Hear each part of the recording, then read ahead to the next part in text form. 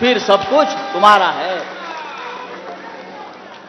आपल्याला सुद्धा ह्याच मार्गाने जायचं आहे. छत्रपती संभाजी लढला,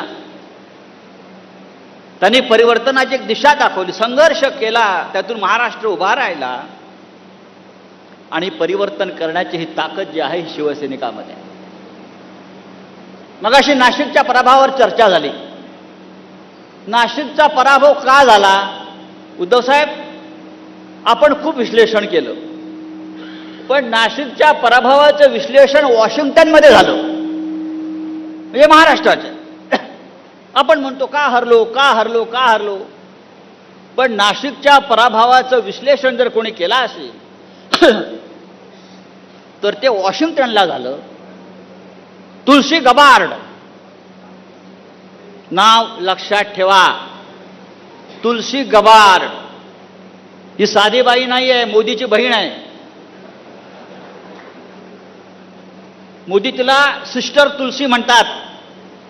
आणि आता मोदी अमेरिकेला गेले होते तेव्हा जाताना इथून कुंभ स्नानासाठी जे गंगाजळ त्यांनी सगळ्यांना पाठवलं, त्या गंगाजळाचे कुंभ घेऊन हे मिस्टर नरेंद्र मोदी अमेरिकेला गेले आणि तुलसी गबार्डला सुपूर्द केलं. फोटो आले आहेत.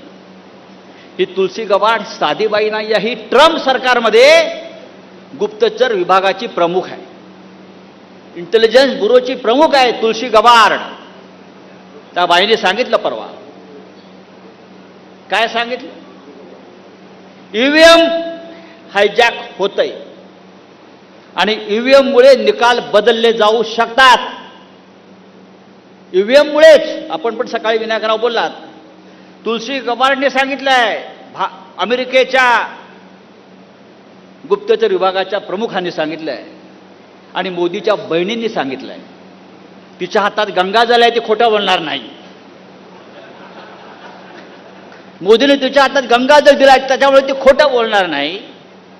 आणि ईव्हीएम मध्ये घोटाळा होतो, ईव्हीएमच्या माध्यमातून निकाल फिरवले जातात, हे जेव्हा तुलसी गबार्ड सांगते वॉशिंग्टनमध्ये बसून, तेव्हा महाराष्ट्राचा निकाल हा अशा पद्धतीनं का लागला याचं उत्तर जगाला मिळतं. बरोबर ना?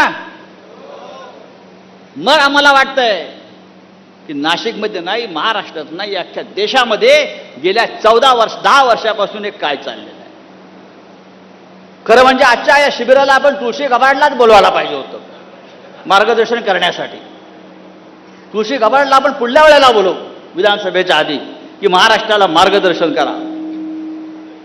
पण अशा प्रकारे शिवसैनिकांचं अशा प्रकारच्या निर्णयानं मनोधैर्य खच्ची होणार नाही, हे तुम्ही लक्षात घेतलं पाहिजे. आम्हाला हिंदुत्व शिकवताय नरेंद्र मोदी, अमित शहा, देवेंद्र फडणवीस. तुम्ही कधी हिंदू झालात? हा, तुम्ही कधी हिंदू झालात? एक सुंदर वाक्य आहे, जो जितका पापी, कपटी आणि पाखंडी असतो तो स्वतःला हिंदुत्ववादी असल्याचं ढोंग करतो. आम्ही ते करत नाही. आम्ही आहोत. आम्हाला बाळासाहेबांनी बाळकडू दिलेला आहे. आणि आजच्या शिबिराचं जर म्हणाल तुम्ही तर तोच एक संदेश आहे की आम्ही लढायला तयार आहोत. तुम्ही